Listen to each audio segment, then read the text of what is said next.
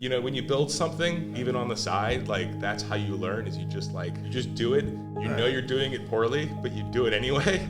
So you can't learn it in a classroom. It's just grit. That's the key metric of success. Welcome to the Alpha Podcast, made possible by West Coast Customs and Neverland Studios, hosted by me, Jussup. Before we begin, I want to remind everybody that what you're about to hear is not financial advice, nor do we endorse any of the guests or projects on the show. This is simply meant for educational purposes, and oftentimes I'm learning about these projects in real time as we're recording them. While this is brought to you by West Coast Customs and Neverland Studios, the opinions expressed are of my own or the guests, and not of the companies. So without further ado, let's tap into the episode.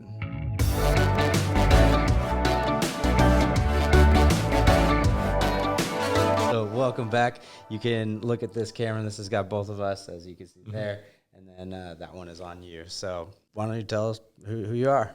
Yeah, so my name is Jordan Prince. I am an engineer at Solana Labs, and I have written a lot of stuff in the last 8-9 months. Some of it you may recognize. I co-wrote with Bartosz, another Solana engineer, the Metaplex protocol. And then on top of that, I wrote the first version of the NFT canning machine, the fair launch protocol, the token entangler, the auction house program. I might be forgetting something in there somewhere, but a lot of stuff, right? Yeah. And so that's sort of what I do is I build end-to-end products on the Solana ecosystem, you know, from the Rust contract all the way to the React. So that's, you know, and Bartosz and I are often working together on these things as a duo. So yeah, it's fun. How long have you been kind of in this space? Crypto? I did my first crypto transaction in January. I did not believe in crypto before that. I thought it seemed a little Ponzi-esque. But when I was interviewing for Solana, just because I wanted to get a new job, I sort of was red-pilled. So the Solana interview process, they basically make you build on Solana. You actually have to build a real product. Mine was, I think, like a margin lending dashboard. So I had to take, a piece of existing, I think it was like the loan program, and like sort of try to build a margin lending platform on top of it before the actual Rust contract was extended. And it was just like a little toy thing that I was supposed to build to prove that, I can at least do React. 'Cause at the time I did not know Rust, I knew nothing about Solana. Took me, I spent Christmas doing it. You're forced to learn how a lot of this stuff works to build it. And during that time, I got red-pilled through that experience. And I went from having no crypto to, like, by March, I think like 80% of my net worth was in crypto. Like, I literally liquidated everything I could liquidate to move it into various forms of crypto because I basically just had this sudden strong thesis that this was the way. Red-pilled. Yeah. Definitely red-pilled. Yeah, definitely red-pilled. I'm very new to it, but I basically, once I joined Solana, and I basically was like, this is the way. Like, crypto is the future. So have you been developing then for a while? Yeah. I learned to program when I was 7. My dad taught me. Wow. But most programmers who've been like doing in the space, like they have a story like that where they learned when they were young or they were interested in it. Yeah. I started when I was 7. Was always a hobbyist. When I was 16, I was the only kid in high school carrying around, I called it the Java Bible. It was like this giant freaking book of like everything you needed to know about Java, because back then there was no like Stack Overflow. There wasn't really an internet for you to search things on. Right. Like Google was very nascent. There was no YouTube. None of that. So what was in the book was your whole world. Yeah. And I remember being very good at using an index, the back of the book. And I carried that around in high school. I got made fun of a lot for it. But I needed it because I was programming in every class. I would, either have my laptop with me and I would just blatantly program in front of the teacher. I just pull out my laptop and put it on the desk in the back and just keep going. And I'd work on games and stuff.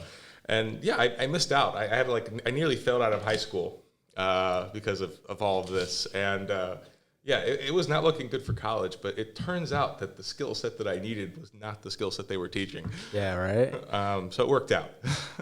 Yeah, it's kind of funny how that works out. Yeah. The real world is a lot grayer than a professional degree, you know? Significantly, yeah. And so then you started with Solana at the beginning of this year. Yeah, so I officially I signed with them in January, but then I had a notice period. Oh, okay. I started with them officially on March 22nd, but like the second I signed with them, the job was to do Rust too. Like I am of the opinion that if you just know React or you just know Rust, you are like 10% as effective as someone that knows both. Really? Just because, like, imagine you have a problem and you need to solve it, but the key to the problem is in someone else's brain, and you both speak different languages. Like that is the nature of having two engineers working on one project, and they both know That's a great analogy. two different parts of it. Yeah. And it basically just makes the ping-ponging back and forth, like it takes forever, right? Yeah. And I knew I didn't want to be one of those people, and so immediately as soon as I signed, I was like, well, I don't want to let Anatoly down, and I picked up that Rust book, and then I started messing around. I remember getting my first Solana transaction to run from a program. That took me just a week of just like it was just grueling, like really chewing the glass, trying to understand like every little thing I was doing wrong, coding it. And the Discord for Solana helped a lot. Like there was this guy, Trent, this other guy, Michael Vines, who worked at Solana, who just hang out in the Discord and they would just answer questions. And I was like asking them questions anonymously because I didn't want to make them think I was an idiot. So I had like an anon account and I was just asking them all these stupid questions before I started. And by the time that I started, I had like a working demo of a prototype for governance, which is like basically when you have a bunch of people that hold tokens in a DAO, they can vote on proposals to make the DAO do things with its funds or what have you. And I had built like a prototype of this, which didn't exist. The thing was like just filled with, security holes. Like it was not production ready, but it worked. It was a good demo, and I was able to show Anatoly and Raj on the first day. And the front end, at least, which we built, was reused in the actual governance for a little bit. Oh, wow. But it was a really bad front end because we built it in a weekend. But the back end, it needed to be thrown in. It was my first Rust program. It was garbage. But when you build something, even on the side, like that's how you learn. Is you just do it. You're doing it poorly, but you do it anyway. And that's how you learn. So by the first day, I knew enough Rust that I felt confident in writing programs because I had done it. It wasn't good, but I had done it. That's literally applies to anything in life. Yeah, it's the only way it works. You can't learn it in a classroom. It's just grit. Yeah. That's the key metric of success. 100%. Is grit. Can you talk about what you're working on now? Yeah, sure. So recently, so this has always been known. So the original candy machine, the way it works is it's like an Excel file. You open it up, and each row is linked to an image, right? And all the candy machine does is when you click the mint button, it moves the little highlighted row thing down one, and the person gets the next one, right? And it's all on chain. It's all available, right? And this is pretty easily gameable by a bot. A bot can just wait. They can watch the blockchain until the cursor moves to one that they like, and then start sending transactions and trying to grab it. And this is the essence of sniping. The first mint that Candy Machine ever did got sniped, the Aurora mint. Like there was someone actually managed to build a bot before the software was open source, which I was really impressed with that they did this, but this was something we always knew about. It was just at the time, we only had a week to build the thing. And mints on Solana, the way they used to go was there would be a wallet. The NFT company would say, send me 2 Sol or whatever. 2 Sol was worth a lot less back then. Yeah. And we promise, we'll send you something. And one or 2/3 of the time, they wouldn't send shit. They just rug you and leave. Yeah. Which is a scam. And so this on-chain minting was superior. But that was practically a decade ago now. And the world has changed. The bot sniping went from being about, let's say 5% of the rares in a mint to very recently 100%, right? And that's where it became, when it went from being just a thing that all the engineers knew that this was a risk and that it could happen, but it just did not really happen. Because the same engineers that understood how the candy machine works and ran candy machine drops were the same guys writing bots. And so they all kind of knew that the gravy train would kind of end if it ever was overly, exploited, right? But some extra person that wasn't really part of this group of people decided F it, we're just going to take all of them. And that caused the righteous panic that is happening now, where people are realizing hey, I think I have a chance to mint a mythic or a rare, but really, I don't necessarily. I'm at the whim of just this person with this bot. And so that has led to the new build, Candy Machine V2, which is what I'm working on now, which has a lot of anti-botting measures built in. It's taking longer to build, and the reason we didn't build it initially is because we didn't have time. We had other projects we had to work on that were pretty high value. So we had this 1 week, wanted to get something out there, and the first thing we wanted to get out there was people not getting rugged by sending money to a wallet. Yeah. So the next version of it is it's pseudo-random. If you have a few $1 million and can set up a Solana validator, you could potentially game it. But I figure if you're willing to do that, sure, you win. But it uses what's called the block hash, which is this sort of randomly generated public key that is made every block. And it uses that for randomness. So you'll randomly get a selected item in the list as opposed to it moving in a cursor. Right. And it'll remove that item from the list, make the list shorter. Okay. And that's one big step. The other big step is we are going to add CAPTCHA support. So, okay, you can hire Amazon Turkers to to do CAPTCHA for your bot, and they will. But with the randomness too, it's another layer basically in order to bot these things and take the rare items. You would have to spend millions of dollars to do it. Right. And I think that will solve most of the problem. The only problem remaining really is them taking all of the items before people get a chance to get them, and you can solve that with a lottery, like Radium has their drop zone thing, which is a lottery. So that's the next level, and then we're also adding some cool features since we're there. People have been asking for whitelist pre-sale. Just the concept of a whitelist token, being able to have the thing turn off at a set date so the mint's only open for 5 hours and then it shuts off, or it shuts off when it sells the first 500 items, so you can change the price, the next 500 cost more, or discounted pricing for whitelist users. So if you have your top 200 users in your Discord, you give them a whitelist token and they all get 50% off, something like that. So this episode is brought to you by Neverland. And no, we're not talking about the California ranch. You're probably wondering, aren't you a founder? Yes, I am, and I'm not here to bullshit you. Along with my two cousins, Mark and Kurt, our partners Rob and Evan, and the world-famous West Coast Customs, yes, the guys behind Pimp My Ride, we're building a car customization, collecting, and racing game on the blockchain called Empire Ave. Empire Ave will sit in the Neverland world, along with the MetaWhips and the Meta Racer minigame, the Crypto Dad Dadlands mower racing game, and the ever-expanding metaverse that's going to continue to grow. You can find out more by visiting www.neverland.io. That's www.neverland.io. Let's get back into the episode. A lot of cool stuff going to be in V2, but the main reason we're building it is so that minting becomes as fair as possible again. Fun. Yes. So that's what we're working on. Where do you have an ETA or? I'm trying to do a test mint in a few days. So what we did with Fair Launch, which was the thing we built in between that first candy machine and this, was we actually did this thing called Bajloot. It was BAJ and then loot. I'm not sure if you've heard of loot. It's these stupid. Well, for viewers, it's like a grocery list almost. Yeah. Was that Hunter Oral?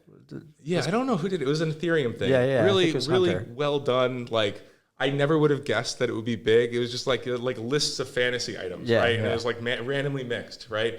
So we did a fun play on that. We did 28 of them. And they were inside joke items, right? And we did a test fair launch with it. And so we're going to probably looking to do a similar mint with this thing to make sure that it works at 10,000 items. It won't be anything fancy. Just need to find some funny artwork and do a drop just to make sure that the randomness part works. And then we'll do another drop with CAPTCHA to make sure that works. Cool. I kind of wanted to talk to you a little bit about a fair launch protocol, because you had tweeted something about so what was it, the trash pandas, right? Yes. It ended up getting gamed, didn't it? Yes, it did. It was not because of the fair. Well, the fair launch got gamed because they went to the lowest price possible. Right. And actually, that brings up an interesting conversation about the fair launch generally. Yeah. So with the advent of CAPTCHA and Candy Machine 2, it kills one of the primary reasons to even use fair launch, which was the fee, right, to keep the bots out. That was sort of an easier way to keep them out. But what happens is the interesting market experience there was that we had never seen a coordinated, like basically a unionized response. Yeah, that was right? crazy. Yeah, it was crazy. And we think that the reason is that in phase 2, when you have a chance to change your bid, costs nothing, right? So there's no penalty to bidding low. If the ideal situation would be like, if you don't guess the median correctly, like if it's higher than you think it is, it costs money for you to switch. To get up to that. Yeah. You have to pay like a penalty for essentially guessing wrong. Right. And so Bartosz and I hypothesized that a tweak there would make it better. But I'm kind of the opinion now that we're building Candy Machine V2, since we've removed the botting problem from the equation, really fair launch only gives you 2 things, and without the price, without adding that price to move, like I wouldn't use fair launch now, because you don't have the bot problem anymore with Candy Machine V2, and you have the problem in phase 2 of it costs nothing to switch. So if you added the phase 2 price, like fee for moving your bid up, then fair launch, all you get out of it is price discovery and a lottery. But you can get a lottery from like Radium Drop Zone. And so really the only thing fair launch brings to the table is price discovery. And one of the hypotheses I had when I made it was that people would care heavily about price discovery. But as it turns out, they actually don't. They're on which side? The bidders. People side. buying NFTs do not care to discover prices. Yeah. Like they Do you think they want it for the cheapest? I mean, yeah, they just want it for the cheapest price. And ultimately it seems like the game isn't about discovering prices. It's about a push and a pull between the community and the creators to decide on a minting price that seems fair to, let's say, 60% of them. It's it's about avoiding outrage, not about choosing a market price. Which to me, I would assume like the psychology of both of those methods is very similar to the Dutch auction. Right? Yes. Like it's almost the same. It's very similar. It's the median instead of the lowest price. Right. Another thing we have considered is basically switching to a very Dutch auction model where it's like if you're selling 10,000 items and there's 20,000 bids, like the top 10,000 people get it for the price that the lowest 10,000th person paid, something like that. And then it locks in there. Yeah, and the complaint from people was immediately that it's no longer fair. It becomes a whales game, which is like, it's true. Right. But it's also, I feel like, less gameable. And so, yeah, like at this point, Bartosz and I, we feel the fair launch needs work. And once you have the CAPTCHA on the new Candy Machine, probably I would say don't use it for a while until we have time to go back and tweak it and then run the experiment again. Because I won't be using it until I have time to go tweak that phase 2 thing. Because now that the world realizes, just like the Candy Machine can be sniped, that the fair launch can be gamed via essentially unionizing. Right. The jig is up. It needs to be changed. As with all things crypto, everything moves so fast. You just have to keep going. I think it was an interesting experiment. I wish it had gone better than it did, but that is the nature of experiments. Sometimes the results are not what you thought they would be. Totally. What was the last NFT you bought? Last NFT I bought was actually probably a Trash Panda. Trash Panda. Yeah. I'm a big fan of the art, and Monolith, it was cool. It was really cool. Monolith, the artist, I feel like the art of the Trash Pandas is better than the apes. I feel like he has this inner chaotic, mischievous energy, right? That's what pervades all his art. And I feel like the apes really were a great representation of it, but the Trash Pandas, because they're raccoons, they just embody it more. I don't know. They're more adorable to me. Yeah. Less stupid looking and sort of crown eating, more adorable, mischievous. Right. And so I like them more. So I bought a few. Cool. And I think before that, I think that I had a bit of a dry streak because I ran out of Sol and I didn't want my wife to see me moving more money in to buy more NFTs. I think the last ones I bought were probably the D-Gods. The D-Gods. Yeah. I haven't seen those. So D-Gods are they have this the marketing is spectacular. Oh, cool. So they did this really cool thing. They were the first ones to do it, and it's being done more now, but they were the first. They did this really cool thing where they had a website, right?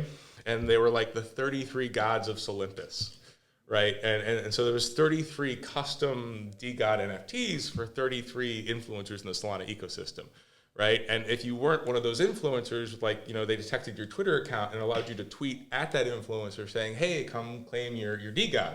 And if you did show up and click the claim button as the proper person, influencer, it would have you do a tweet where you say, hey, I want to claim my DGOD. So it all just caused this, this cycle of tweets on Twitter, and it exploded, right? And then they actually send you your DGOD, your custom DGOD. It was a brilliant marketing scheme. Never been done before. People are doing it all the time now, but they were the first. And then the other thing they did, which was fascinating, was they had this thing called the paper-handed bitch tax, where if you sell, you have to be using their marketplace. So it's a bit honor system-y, but if you sell on their marketplace for below the last time that particular NFT sold. So if it last sold at 7 SOL and you want to sell it for 6, you immediately lose 33% of the sale value. So when it does sell for 6, they keep 2 and give you 4. So the creator fee almost goes up by selling it below the floor. Exactly. And then they also occasionally do I don't know the exact mechanic of how they do it, but they said they collect floor DGODs through some mechanism, I think related to the paper-handed bitch tax, and occasionally they do these weekly burnings where they tweet that they're burning their DGODs, and then they burn a bunch of their own NFTs, so over time it's deflationary. Yeah. So it's this really fun, I love experiments with NFTs. Totally. That's why I build this shit, and they really just embody that spirit of they just don't give a fuck. They're just trying something cool and seeing if it sticks. And then the art's cool also, but really what gets me is the team is just really into the messing with trying to get the behavioral psychology right for people to really be in it for the long term. Well, and I think that in itself is the behavioral psychology to look at or to mold off of, is trying something new makes you want to ape in because you're this is new, this is unusual. This could go somewhere because it's new and different. And speaking of, I'm sure the Gecko guys told you this. They're doing shit like that too. They've got this hidden race thing going on. So he didn't tell me. Yeah. Okay. So the Geckos, I have one, but so that's a full disclaimer that I have a floor gecko. Yeah. Because I like getting into things, and they do these social events. But they also have They have these different tribes of geckos. If you look at the gecko, it has a tribe. Yeah. Right? The 12 tribes of Israel. They've got the 4, I think it's the 4 tribes or 3 tribes. And they've been hinting at this there is maybe another tribe out there. There's theories on the internet. There's a tribe out there, right? And so there's this lore that they're creating, and the community is sort of, that was huge, is the lore. Yeah, the lore is huge, and so people are theorizing there's something else out there, and I don't know what it is, and it's really fucking cool. And occasionally they airdrop fucking eggs on people, and the eggs can hatch, and and so they're sort of building a story. And it's a storybook where each time the turning of the page to the next storybook is the airdropping of another NFT that reveals more of the story. That's amazing. Yeah, and they're doing a great job of it. And so I'm also a big fan of them just because also I know the team obviously, but I didn't know them when they started doing this. I met them actually in Lisbon for the first time. Oh, cool. But I was a fan of them before that just because of the storytelling. Because an NFT is not just an NFT. It's really it's an intentional thing. It's a form of theater and drama. It's really the team behind it. An NFT is really the people behind it, and the people holding it. It's not the NFT itself. If there was just one Solana monkey, no one would give a shit. Right. The fact is that there's 5,000 of them. That means there's a lot of people holding them, and there's a team behind it sort of supporting them and doing more things. That's the value. Yeah. Right? Which means that the actual NFT by itself holds no value. It's an emergent property of the collective. Totally. I don't think I could have said that better. Yeah. I hope so. Is there any projects that you're looking forward to? So I know geckos are up to something, but I can't say what. Because I don't want to give away alpha, but I like what they're doing. There is, what I really am looking forward to is I'm looking forward to projects that push right now we're stuck in this, either it's a 1 of 1 on Solana or it's 10,000 or 20,000 in the case of the trash band is thousands, right? What I would love to see is something do you remember the $1 Million webpage? Okay, so back in the early or late 90s, this kid, he had the webpage, right? And there were 1 million pixels on it. And he sold, I think he sold each pixel for $1. I think he was raising money to go to college or something. I don't remember the exact story, but he sold each pixel for $1, and the site's still up, right? Like, the fees are paid for. All the people that bought the pixels have permanent rights to them. It was like an NFT before an NFT, and he sold 1 million of them, right? That's interesting. And I would love to see an experiment similar to that on the blockchain, maybe with leases instead of permanent, things like something that involves dropping 1 million NFTs on people on Solana, I think is the future. It simply can't be done anywhere else. It would cost too much. Yeah. But on Solana, it could be done. And it can be done at scale, and no one's really done it at scale yet. I mean, the closest I've seen to scale is the junk mail I've gotten. Did you get junk mail in your I mean, like junk, like actually like your junk in your pants, junk mail.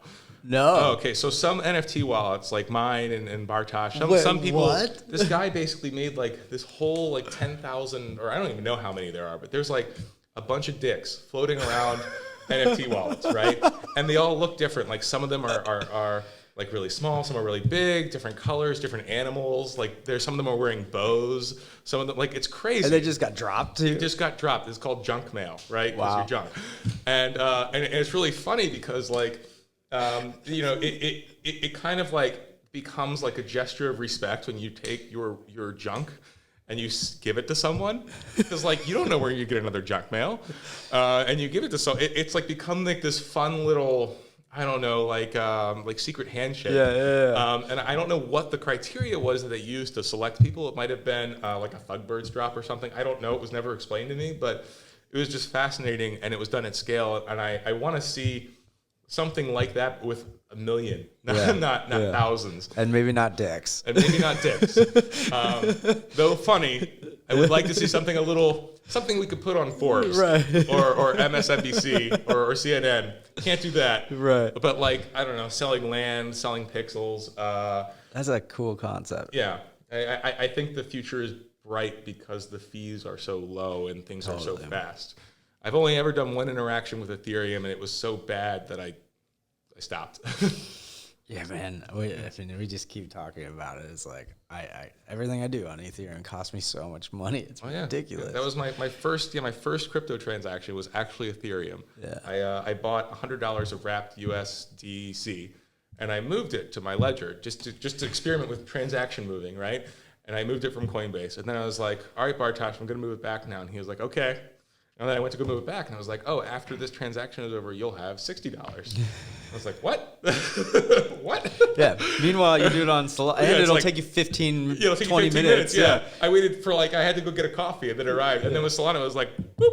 By the time you get to the other wallet, it's there. Yeah. And then I realized, it's like, oh my God. I had this moment where I realized, like, people that had never used Ethereum or any of the other chains, if they just use Solana first, it's a really dangerous thing. Yeah. Right? Because that means like you are used to this instant gratification and no fees. And I think like, because people who have been using Ethereum for a while, you bring up Solana and they're like, they don't even want to look. It's almost like they're so. It's like a toxic relationship. It is. I just don't want to leave. It looks really similar to I think like the way Bitcoin felt about Ethereum back in 2017. Totally. Like bringing something new to the table, but not quite the same. And there's just this fear. But I think like Ethereum NFTs are awesome. Right. Like they are some of I think the best art on the planet from the last decade was on Ethereum, right? Like in the 2010s, the best art I think that was made on a blockchain. And very few people realize that yet, but I think maybe 100 years from now when they're looking back and writing the history books, just like they did in the Renaissance, they're going to look at that period of 2017 in Ethereum and 2018 is like, that was a magical moment, right? And so what's really cool to me is that now we're starting to see like cross-chain marketplaces come up where it's like, it doesn't really matter what chain your art is on. Like your art is your art. It's not the chain that matters. And so, like FTX just did, both, right? So now your Ethereum NFTs are sitting next to your Solana NFTs. And then as a user, do you really care? No, I've had this kind of conversation with people before too, of like, look, I use the analogy of like, I have an 11-year-old son and he plays Fortnite. So he doesn't give a shit where he buys his skin. If he bought it on a PC, a mobile, like he doesn't care. It needs to work. It just, it's like, it doesn't matter what platform. It just needs to work on either one. And if he goes to what his quote unquote wallet, he has them. And Yeah, I feel like the wallet now, like the word wallet needs to change. I feel like people don't like when I first came into this, I was like, wallet? Like, my wallet? Like it's I don't know what you would call it. Like I always thought of it, video gamer, I think of it as a backpack. Yeah. I suspect that some other word is going to take over as it becomes more mainstream. So we're dropping, West Coast Customs is dropping a video game on Solana. Oh, congratulations. And, thanks. Yeah. And one of the things that we're doing is we're having a garage. So that's where you'll be able to keep, and then we want to build a social aspect to it where you can make it public, where people can then go and look and see what you can flex with all the vehicles and the things that you've collected and customized and stuff like that. So you know what you should do? So I think either Tower DAO has done this or Portals, or maybe both, which are also two great things we can talk about. But they both did this thing where they're essentially about having a room in the metaverse, and when you basically have NFTs in your wallet, that the wallet also has their NFT in, you can visit your digital room and your NFTs are on the walls. Right. It would be great if in your garage my NFTs show up as like aged, faded posters. Yeah, that was totally what I was thinking about too. Yeah, to where like, okay, you might not be able to put a car in there in your garage, but you can now put them on the walls. Yeah, you put all the posters on the walls, and they kind of have like this faded, torn look, and then you have the actual cars from the game in the garage. Yeah. And so it combines sort of the outer verse with the inner verse. That's a little bit of that interoperability, right? Yeah, is being able to tie them together. It gives value to your other NFTs, and gives them and then if the skins are playable in Unity, like they're GLB files or something, you can actually put that skin on and go drive the car and totally do Grand Theft Auto things. Yeah. The opportunities are endless. Yes. So we're actually also announced our new PFP. I want to show you what they look like. They're called the MetaWhips. Mm-hmm. And they're these little adorable mini cars. Oh. Is it playing? It's not playing. Hold on. Let me see. Oh, no. It's just the same car. Like there's no... but the car that you have there is awesome. Come on, Internet. We're being rugged. There we go. Oh, these are sick. Oh, and are these going to be playable in your game? Not sure yet. Yeah, you have to do a lot more to make them exactly. Playable. So the biggest issue is like the art is so complex that there's going to be 11,993, and the reason for that is we were founded in 1993, and so but being able to strip all those polys and then put them and make them game playable would just be it's a lot. So we're trying to find the balance between speed and getting something out immediately for people to play, and also not jeopardizing the quality. So regardless, you'll get a Solana asset that will be playable by holding one of these. So hey, that's totally fine. What is it? Perfect is the enemy of shipped. Yeah, so, exactly.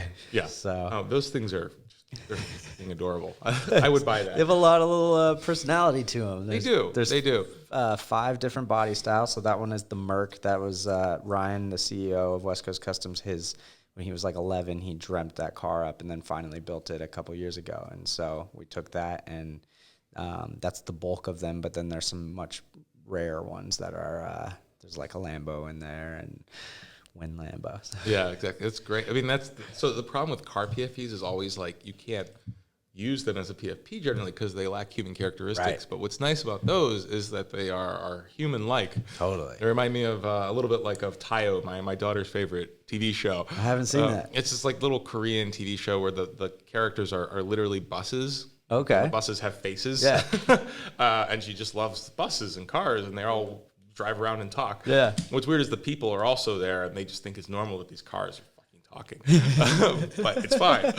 But what's cool about those is like, yeah, they have little personalities to them, and it's been tough for like because a lot of automobile PFPs have been tried, but they keep focusing on making the car look cool, not human-like. Right. And so they don't fall, and they fall in this weird spot with NFTs where you sort of have to decide like, well, is this something I want someone to identify themselves with, or do I want them to see it as like an item in their collection? Right. And definitely right now, at least, because Twitter is such a big thing, having them identify with it means that it's going to spread virally versus in their collection. It's not as likely people are going to see it. Right. And yeah. And if we made it too cartoony, we didn't want to lean too far on that other side where it was like, oh, now it's childish. And it looks stupid. Yeah. You hit it perfectly on the you like, what is it?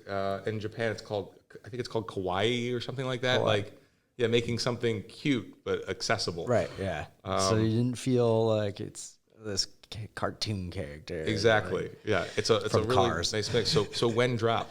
The 9th of January. I was trying to think. So January 9th, 2022. Okay, good. By then, Candy Machine V2 will be ready. No body. So, well, thank you for your time, man. Yeah. This is great. I appreciate it. Yeah, this was awesome. We're live at the Hackerhouse in Miami. So, do you have any handles or any places that you want to shout out? Yeah, my Twitter is redacted_J. That's basically it. That's where I chill. Cool. Yeah. Awesome, man. Well, thanks for your time. Yep.